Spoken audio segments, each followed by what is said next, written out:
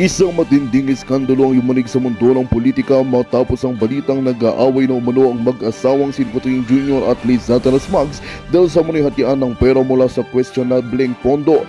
Ayon sa mga insider, nagkaroon ng tension sa loob ng Malacanang dahil sa pagkakadawit ng pangalan ni Liza Mags sa mga transaksyong konektado sa iligal na gawain. Lalong lumala pa ang sitwasyon nang umanong ibunyag ang pagkakaroon ng kalaguyo ng Pangulo na di umano'y may kinalaman sa mga katiwalian. Ayon sa mga ulat, ilang malapit na kaalyado ng mag-asawa ang umamin na nagiging palaban si Liza Mags sa kanilang mga usapan, dahilan upang maganap ang sigawan sa mga pribadong pagpupulong. Ang tinutukoy namang kalaguyo ng Pangulo ay tinuturing isa sa mga posibleng naging kasabwat sa mga questionabling transaksyon na siyang nagpapainit pa lalo sa tensyon sa pagitan ng mag-asawa. Hindi naman ito pinatotohanan ng Malacanang, ngunit nananatiling palaisipan sa publiko ang tunay na kalagayan ng relasyon ng mag-asawa. Habang lumalalim ang kontrobersya, nananatiling tahimik ang mag-asawa sa kabila ng mga tanong mula sa media at publiko. Gayunpaman, nananawagan ng ilang grupo para sa masusing imbestigasyon at pagpapaliwanag mula sa kampo ng Pangulo sa patuloy na paglalantad ng mga isyu. Balinaw na nakakaabang ang taong bayan sa mga susunod na kabanata ng maingay na drama sa Malacanang. At yan nga ang balitang ating pagkakatutukan. Ngunit bago ang lahat, siguraduhin mag-subscribe at ihit ang notification bell para sa patuloy na pagtutok sa mga silip ng bagong balita sa tunay na boses ng masa.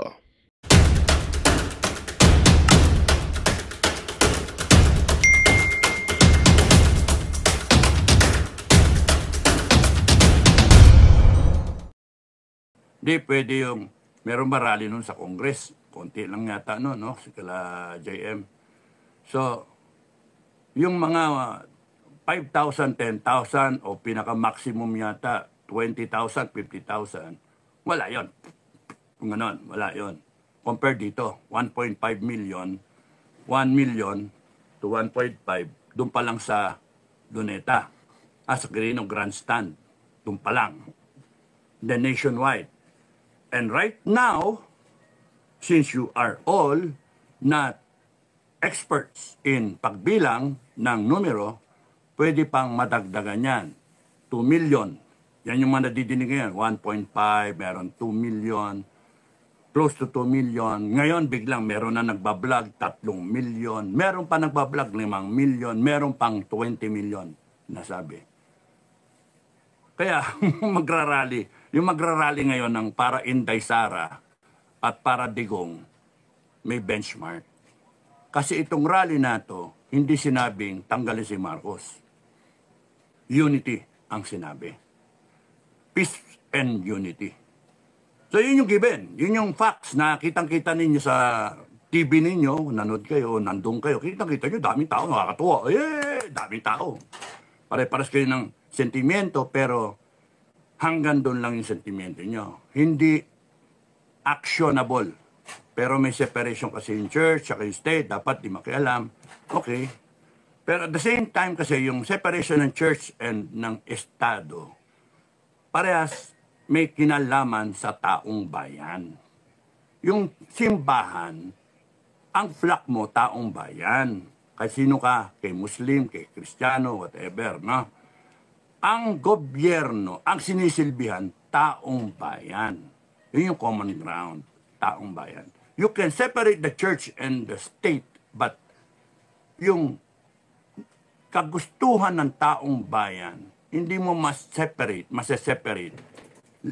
in a democracy. Majority talaga. And this rally, no matter how you look at it, kahit anong mga blogger kayong magpagalingan kayo, simple put, yung rally na yan, nagpakita lang ng numero. Sabi nga ng misis ko, it's not about BBM, not about Inday Sara. Yun matalino yung asawa ko eh. Double major, double ano yan eh, double masters yan eh, no? Sa abroad pa, yung isa. Kaya nga, tapos COA pa yan. Kaya nga, minsan na magsalita yan eh. It is about them, INC. So, kung titignan nyo from a marketing point of it is a position statement. So, kaya pa namin mag-rally ng ganitong karami. Yan yung position statement. So, we can flex our muscle. We can make you or break it. Tinitira yata yung ano ko yung vlog ko, yung ano ko yung signal ko, on and off eh. So, ay ninyo, BBM, nyo marinig yung ano ko, yung analysis ko. Sasabihin ko nga sana you will, baka makatapos ka na hanggang 2028 gawa ng rally na yan. Kasi it's a statement. It's a statement na malapit na eleksyon eh. No, kung gusto nyo manalo, ligawan nyo yung INC, yung boto ng INC. Nationwide eh, nationwide. No? That's why the INC has stated or has shown to the world, to the politicians, to those who are running in this election 2025, kung kakaroon, kung matutuloy, INC is very, very, very relevant dun sa boto na inaambisyon ninyo. Kasi kaya namin mag-master, mag-come up with millions of position statement. Yung analysis, no? Analysis. So, isa yun. Pangalawa, yung rally ng mga KOJC at saka pang signal, tinitira ko. So, may mga baston, may mga shield. Ngayon, wala. Very friendly. So, i-register nyo lang sa isip niya, bakit gano'n? Bakit gano'n? So, very kind yung mga police. Friendly forces, no? So, gano'n. Pangatlo, it's a statement nga, position statement, na ipinapakita sa buong mundo at ngayon, nakita yan isang araw, one-day activity, that the people have spoken. Nakaputi, they want peace, no? They want peace. Ayaw nila ng pangayan. Ayaw nila ng political bickerings. Ang daming problema ng country. So, parang just like that. Nakalimutan niyo yung budget, nakalimutan natin in one day, nakalimutan natin lahat yon. Budget, yung pinag-awayan, yung contempt, yes or no, yung mga ganun. Nakalimutan lahat yon. Yung mga tao, masaya nakakita ulit tayo ng ganong karami kasi isang taon na tayo na nag-ano ng mga rally, nakikita natin ang kukunti. Ngayon biglang dumami. At salamat sa INC, napakita nila yon, no? At may mga sumali pa. Pero nandiyan pa rin si BBM. Walang nangyaring withdrawal of support. No. Bakit pag-withdraw of support? Okay, mapikon sa AFP tsaka PNP. Ba't naman mag-withdraw ng support ang AFP tsaka PNP? Wala naman sinasabi sa rally na BBM resign. Wala naman sinasabi. Sabi niyo lang peace and unity. At tuwan-tuwa yung AFP, wala ang problema. Peace and unity, tuwan-tuwa yung AFP, PNP, wala problema, yay! Di ba? Walang withdrawal of support mangyari dyan kasi nga peace and unity. Pero pag sinabihan pagka sinigaw nyo, BBM, terminated ka na, talaga mamimili ng side na yan, mga AFP, PNP. Pero ngayon, hindi mangyari yun. So, tuloy ang nakawan, tuloy ang Boda Bill, tuloy ang ayuda, yay, tuloy ang ayuda. So, may budget na naman, 2025. Tuloy yan, siguro next year ulit, 2026, 27, 28. Ang game plan is manalo sila sa 2025. Yang mga politiko na pro-administration. How they're gonna do it? Nakikita na nila ngayon kasi with the rally, nag-flex ng muscle yung INC. Kung kailangan gusto nyong manalo, ligawan nyo kami. May boto. Boboto namin kayo. Ganun yung dating yan. So, very relevant ang INC. Ngayon yung ibang grupo, bakit hindi na natuloy? Ba't hindi na nag-rally? Ang hearing ko nagkaroon ng ano tawag doon, tawaran. Doon sa grupo namin merong mga sinusulot may sinusulot. May nagsasabi sa akin na mga ka-FGF na nilalapitan sila ng at nag-o-offer ng mga project, nag-o-offer ng pera. So, ang dumi maglaro nitong ano na to, ng administration. So, masama ang loob siguro nila.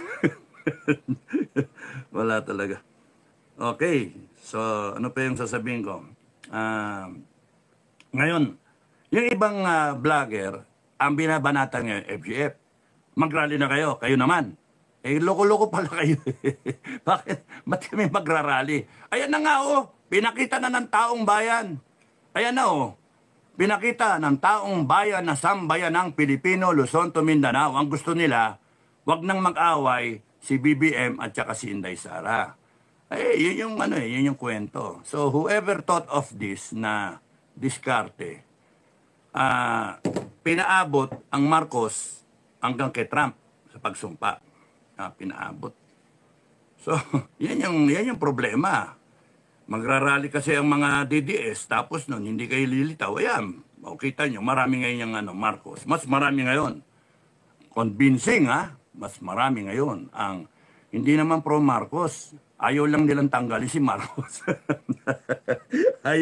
ayaw lang sabihin na Marcos resign. Pero sinasabi yung mga depekto ng gobyerno. So, inaano na itaguyod si BBM, tulungan si BBM na lutasin ang mga problema. Parang gano'n ang dating. Gano'n ang dating kahit hindi sabihin.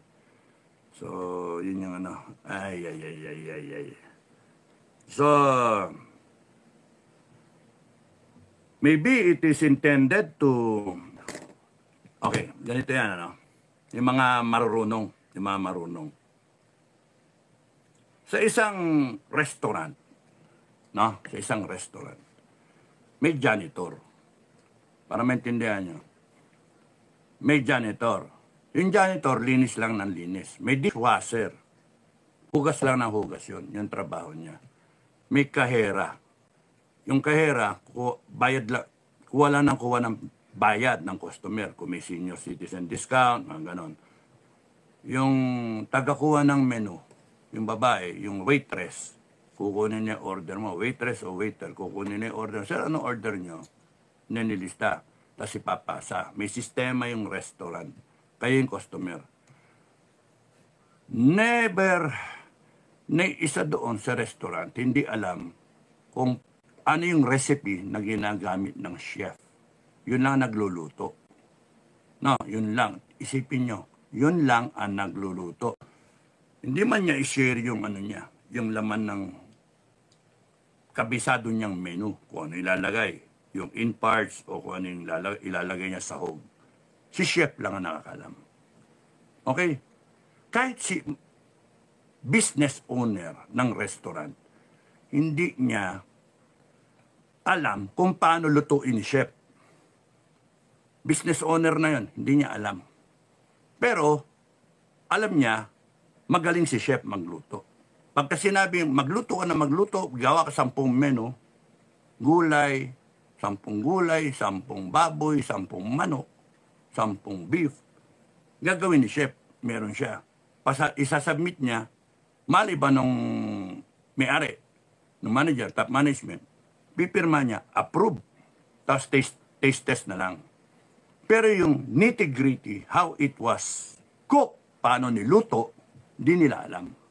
Lalo na yung mga nasa ibaba. Kung ano yung ibig ko sabihin. Kaya yung rally ngayon, kahit anong galing ninyo,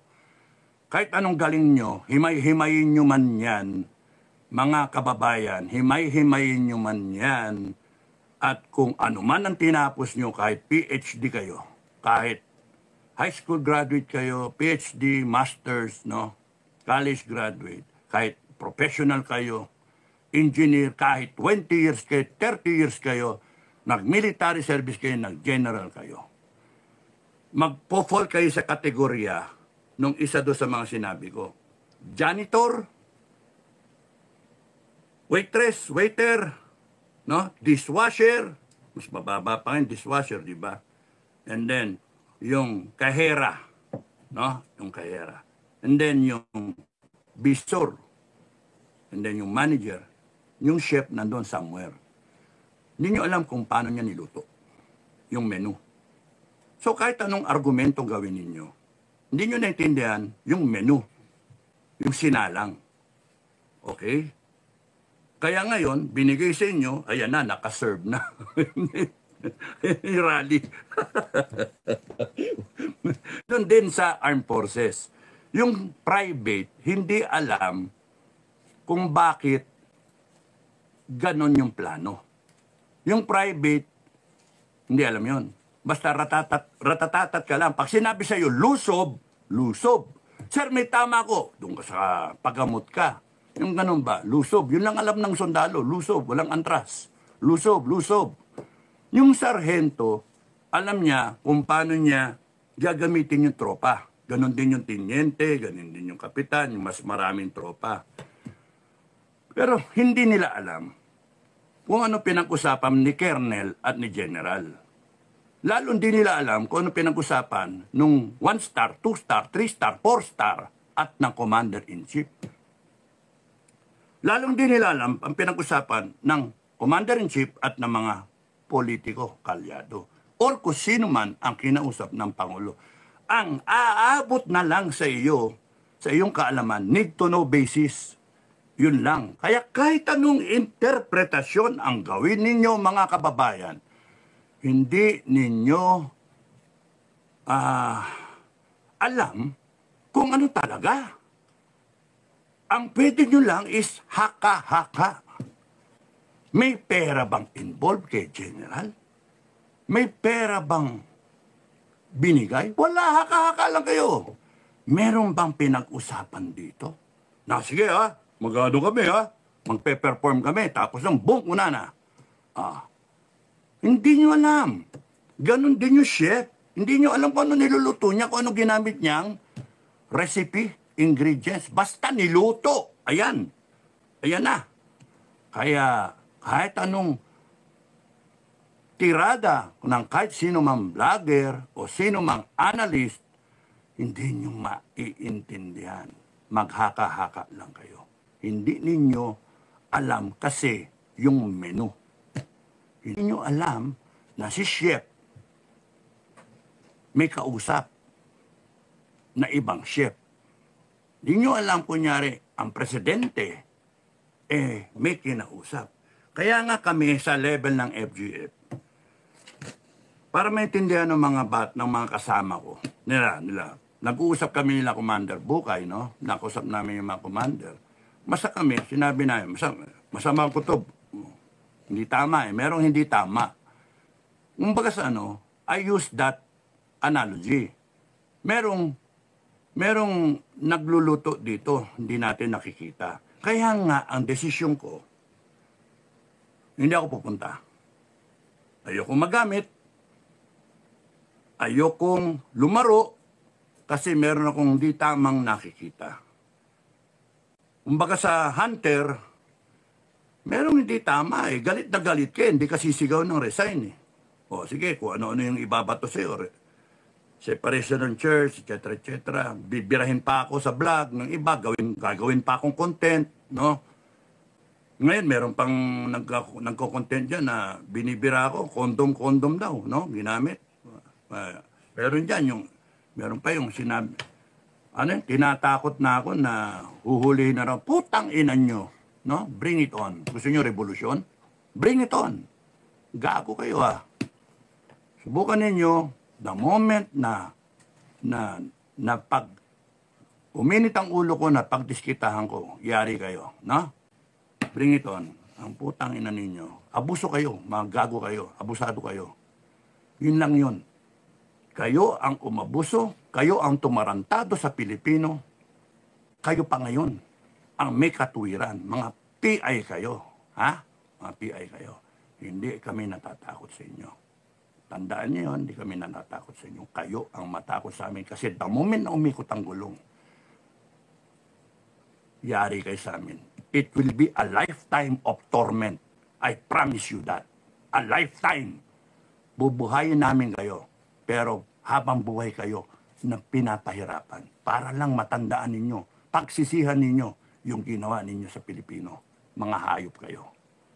Tangina ninyo, kayo pa yung may katwiran ngayon. Tapos ginagamit pa ninyo, Lahat ng chef lulutuin namin. Putangin ninyo, lahat na chef, lulutuin namin. Okay, so yun yung ano, meron pa ba ako na, yung nagbabadya na hunta, may nagsasabi ng hunte. Hindi na constitutional yon. Kayong mga ex-military na retired, naintindihan ko kayo, ayaw nyo kay Inday, ayaw ninyo kay Marcos. Pero anong karapatan ninyong kayo tatayo? Wala kayong mandato. May konstitusyon tayo. Hindi nyo pwedeng basta-basta palitan ang konstitusyon if we will follow the rule of law. No? Hindi pwedeng basta-basta palitan yan. O, take over! Tapos nun, trash the constitution. Putang ina nyo. FGF will stand in the way. And kung gusto nyong revolution tayo. Magpatayan tayo. We have a constitution and we respect the constitution because it is ratified. Meron siyang mga flaw, may depekto, then we should amend the constitution. Amend. Hindi yung trash the constitution. Because right there in the constitution, enshrined, yung preamble natin, okay na yun eh. Okay na yun. No? Yung declaration of principles, okay na rin yun eh. Kaya nga kung titignan ninyo, kaya naggalit ang tao kasi binaboy eh. Binaboy yung constitution. Now, kaming mga FGF, ang taong bayan na naniniwala sa amin, we will implement the constitution. We want it implemented. Ayaw namin na ginagago nyo. Tarantado kayo, mag-ingat kayo kasi kayo na nga yung nakinabang, kayo na nga yung maling ginagawa. Tapos gusto nyo ngayon, kayo pa mag-take over. Tapos kayo pa'y nakapwesto, kayo pa'y nakaupo, and then titirahin yung konstitusyon. Anong gawa? Anong tingin sa taong bayan? Meron tayong hierarchy. Si BBM hanggang 2028 yan. Hanggang hindi siya tinatanggal ng taong bayan, presidente yan hanggang 2028. Si BP Sara, vice president yan. Hanggang hindi siya tinatanggal ng taong bayan, vice president yan hanggang 2028. Kung merong mangyari kay BBM na tsugi, na overdose, o kaya na tinanggal siya ng whatever, ng tao, palagay natin, o na-impeach, which will not happen, Sara, by law, by virtue of our succession provision sa constitution, siya ang magiging presidente. Kaya nga, tama lang yung INC rally na sinasabi na, ayan, marami kami. Ayaw namin ng magbangayan na. Gusto namin magbati. Kaya nga yung picture, yung pa-picture kami sa Mindanao na joke-joke na namin, pinag-uusapan na namin. Magbati na lang kayo, magbati na lang kayo. Kasi yun yung tema talaga ng rally. Nirespeto namin ang INC. No? Marami nagsasabi, demonyo pa raw ako. Kung taragis kayo, kayong demonyo. Tapos lalagyan nyo pa yung content, iti-twist ninyo, gago kayo. Nirespeto namin, you know why? Kasi nandiyan kayo, nakarally kayo. Our main event is before the INC rally. Dahil sa nagrally ang INC, hindi na kami tumuloy. Hindi na kami tumuloy kasi ayaw namin. Peace rally, sige, let's give it a try. Yun yung desisyon. Peace rally eh. Baka sumali yung iba, makita mo yung dami ng tao, na nakita ninyo, daming tao, and then let's observe what will happen. Ayun. O din nakita natin. So, meron bang nangyari na hindi tama? Kanya-kanyang pananaw na yan. Sinabi ko sa inyo, kahit anong intindihin ninyong gawin, yung private, need to know basis. Yung captain, need to know basis. Major, lieutenant colonel, ang magkausap dyan, colonel general, para doon sa operations. Ngayon, yung si general, may kausap dyan na ano. Kaya, hindi, kahit anong gawin nyo na analysis, mahirap intindihin because yung given, kulang yung input para makapag-decide kayo, para makapag-analyze kayo ng tama. No, kaya kahit anong sabihin niyo, ayan, nag-rally na, tuwan-tuwa kayo. Ayun, nag-rally na, ang daming tao. Yung iba nga, sinasabi, mga vlog nila, Ang daming tao, ayan na, kinabahan na. Si BBM, nangatog na, ayan na. Ito na ba ang katapusan? Yung mga ganun bang, mga icon, yung ganung picture. Ayan pa, presidente pa.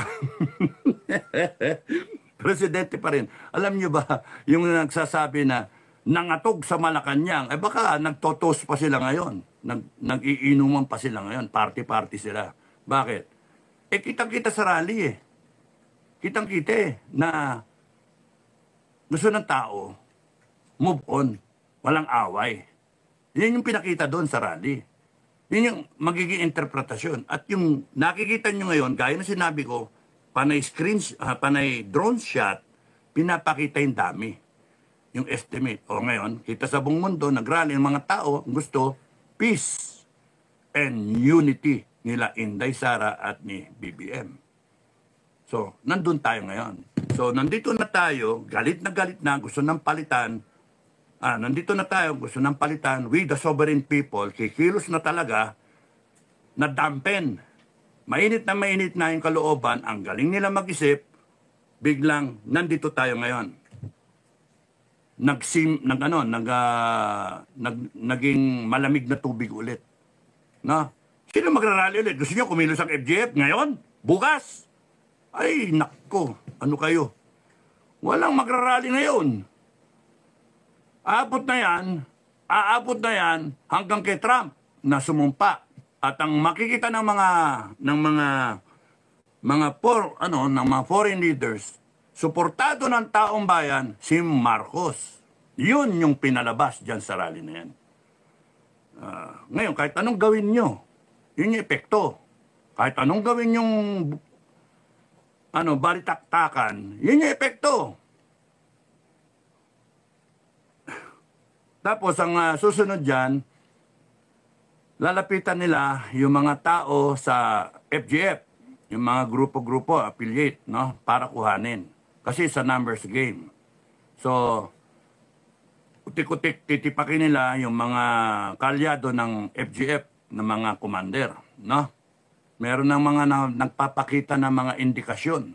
Meron na. Matulin yung pang-amoy ko sa ganyan eh, no? Matulin. meron nagpaparamdam at meron ng nabili na. Oh. Kaya nga, ang doon, problema ni Commander Bukay, no? Laki ng problema ni Commander Bukay. Hindi nila magawa na upakan kami kasi sabi ko nga, upakan nyo ako, revolusyon. Revolusyon. Ang nakakatakot dyan, ang pinakatakot, ang dapat kayo sa BBM government, ang isipin nyo yung armed forces baka mahati. No? Yung problema ninyo, mahati yan. Kasi anytime, isang hudyat, baka mamaya yung armed forces mahati na. Civil war tayo. At isa pag-isipin nyo dyan, isang given na continuous given yun. Yung Mindanao, baka humiwalay. Anytime yun, hihiwalay yun. Gago kayo eh. Ayaw nyo itigil yung nakawan. Pananagutan nyo yung mga magnanakaw. Panagutin ninyo yung mga magnanakaw. No? Hindi pwede yung ganyan na forgive and forget. Tas na wala na, nakalimutan na. Tapos yung budget ituloy pa rin ninyo. Ganun pa rin. Uutang pa rin tayo. 6 something trillion ang budget. Ang kikitain lang natin 4 trillion. 4.5 trillion. Uutang tayo ng 2 trillion. Saan yung kukunin yun? So, mababaon lalo ang Pilipinas sa utang. So, ngayon, 16 trillion na ang utang. By end of next year, by end of this year, abutin na tayo ng 18 trillion, thereabouts. Oh. And then, 3 taon pa. 25, 26, 27, 28. 3 taon pa. Magandang balita ang hatid namin sa inyo ngayong araw. Sa pagtatapos ng aming balitaan, nagbigay kami ng mga mahalagang impormasyon. Maraming salamat sa pagtutok at pagsuporta sa aming programa. Huwag kalimutang manatili sa mga susunod na araw para sa mga bagong balita at mga kwento na dapat nating abangan.